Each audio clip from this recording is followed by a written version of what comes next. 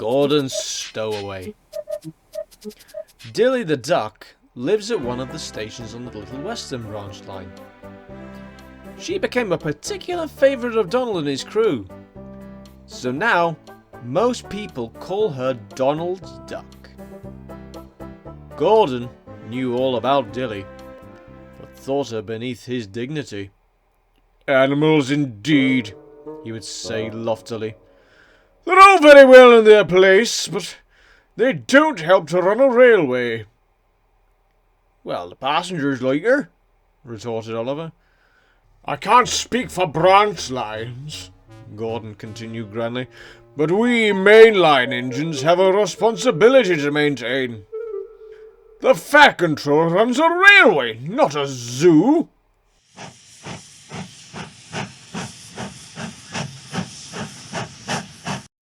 One winter's day, Gordon had to visit the mainland.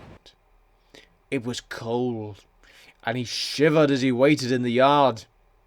He wished he could get moving and make himself warm again.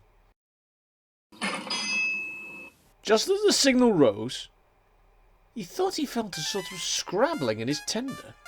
But he didn't have time to worry about that. He was so keen to get warm again that he steamed out of the yard as quickly as he could.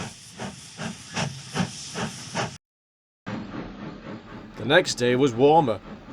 After pulling the express, Gordon stopped to rest near a platelayer's hut, from which the men had thrown some scraps of their lunch.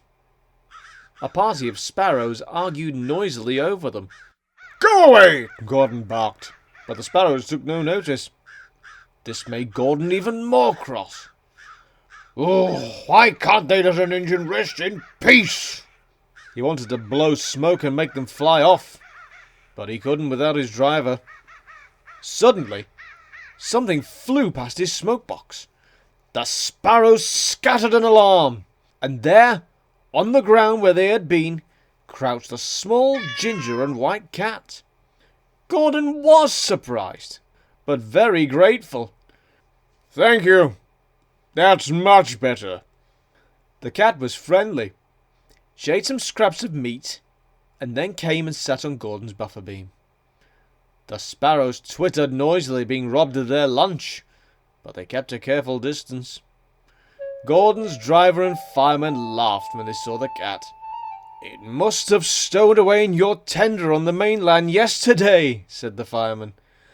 "I thought I saw something moving, but I was too busy to look properly." They called the cat Tabitha, and made a great fuss of her. Now she keeps the shed free of mice, and even though she's made friends with the other engines, she always goes to Gordon when she wants a rest. And, despite what Gordon has said about zoos, he is always glad to see his stowaway.